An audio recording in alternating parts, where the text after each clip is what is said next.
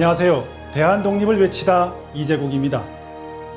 자신의 나라를 사랑하려거든 역사를 읽을 것이며 다른 사람들에게 나라를 사랑하게 하려거든 역사를 읽게 할 것이다. 신채호 선생께서 대한협회 회부에 실은 논설 역사와 애국심의 관계에 나오는 내용인데요. 오늘 이 시간에는 그 누구보다 역사의 가치를 꿰뚫고 한평생 조국의 독립을 위해 헌신하셨던 단재 신채호 선생에 대해 알아보겠습니다.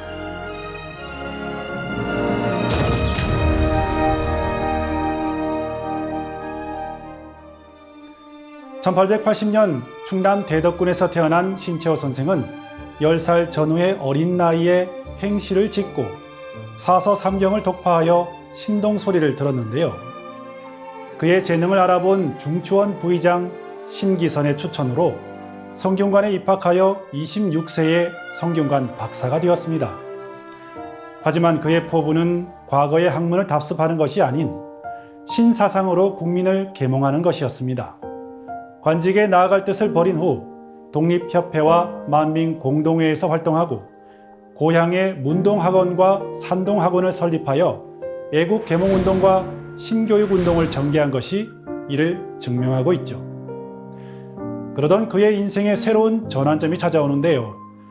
1905년 황성신문의 사장이었던 장지연의 초빙으로 논설 기자로 입사해 애국계몽운동의 이론가로서 문명을 떨치게 된 것이죠. 그러나 이해 11월 장지연이 을사조약 체결을 규탄한 것을 빌미로 일제가 탄압하자 영국인 베델이 운영하던 대한매일신보로 옮기게 됩니다. 이곳에서 그는 일제의 침략을 비판하고 역사를 새롭게 해석하는 논설과 역사물을 연재했는데요. 대표적으로 일본의 3대 충로, 독사신론, 이순신전 등이 있습니다. 선생은 언론인뿐만 아니라 실천 지식인으로서 여러 활동에 직접 가담했는데요. 1907년 비밀결사단체인 신민회의 창립위원으로 참가해 대한신민회 취지서를 기초하고 전국적으로 일어난 국채보상운동에도 적극 참여해 그 필요성을 논설로서 역설하기도 했습니다. 이후에도 여러 구국운동단체에 가입하여 애국계몽운동을 추진했지만 더 이상 국내에서 활동이 어렵다고 판단하고 1910년 4월 중국으로 망명합니다. 선생의 독립운동은 중국뿐만 아니라 러시아에서도 이어지는데요. 1911년 러시아 블라디보스토크로 넘어가서 광복회를 조직하고 애국계몽운동을 이어갔습니다. 연해주 한인자체단체였던 권업회의 기관지 권업신문의 주필로 활동하며 일제 병탄 후 명멸해 가던 한국헌을 되살리는 데 크게 이바지하죠. 그러나 그의 독립운동은 단순한 계몽운동에 그치지 않았습니다. 나라 사랑의 밑바탕은 올바른 역사를 아는 데 있다는 것을 절감하고 이를 실천한 건데요. 33세가 되던 1913년에는 신규식이 세운 독립운동단체 동제사에 참여하여 박달학원에서 민족교육에 힘쓰고 이듬해에는 대종교에서 세운 동창학교의 교사로서 국사를 가르쳤습니다.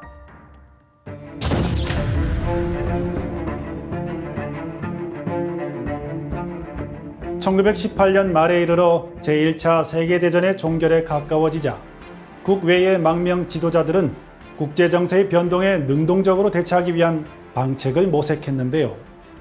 선생은 1919년 2월 그 일환으로 발표한 대한독립선언서에 서명하고 3.1 만세운동이 일어난 다음 달에는 대한민국 임시정부 수립을 위한 29인 모임에 참가했습니다. 그러나 의정원 회의에서 통합임시정부 대통령으로 이승만이 선출되자 반임시정부 노선을 취했는데요.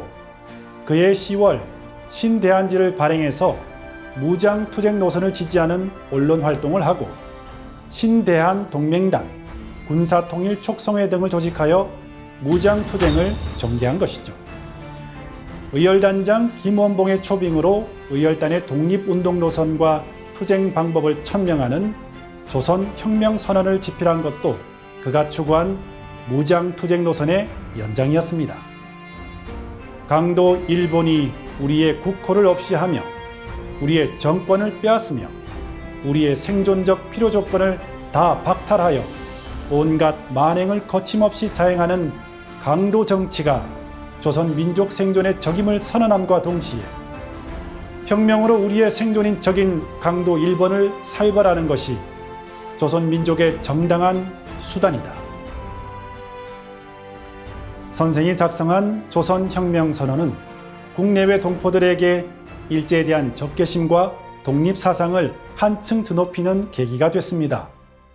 이후 독립운동의 탈출구를 모색하고자 했던 그는 점차 무정부주의 독립운동에 관심을 갖게 되는데요.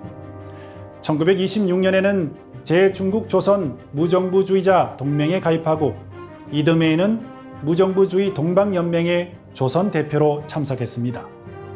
이뿐만 아니라 1928년 4월에는 직접 무정부주의 동방연맹 북경회의를 개최하고 회의 결의에 따라 대만에서 독립운동 자금을 마련하기 위해 행동에 나섰는데요. 하지만 이때 일경에 체포되어 10년형을 선고받고 여순 감옥에서 옥고를 치르게 됩니다. 결국 단재의 신채호 선생은 1936년 향년 57세의 나이로 부인 박자혜 여사와 두 아들을 남기고 순국하고 말았습니다. 정부에서는 선생의 공훈을 기리어 1962년에 건국훈장 대통령장을 추서했습니다.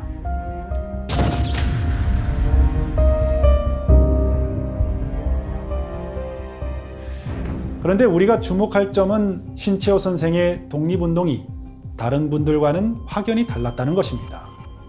그가 애국계몽 사상가로서 보다 확고한 위치를 다지게 된 것은 민족사 연구에 있었습니다.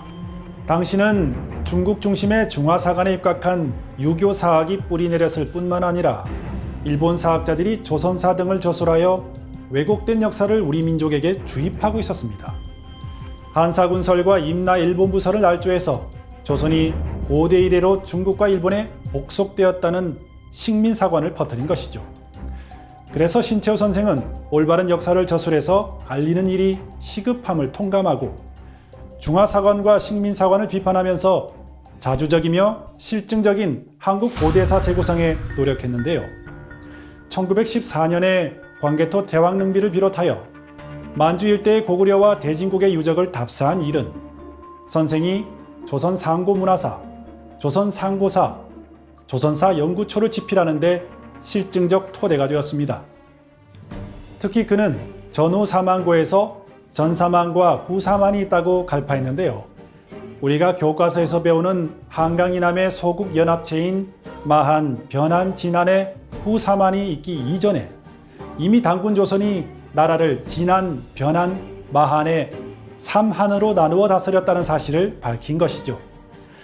일제의 왜곡으로 묻혀버릴 수 있었던 단군 조선의 통치 제도를 되살리고 국통맥을 바로 잡을 수 있는 단초를 제공한 것입니다.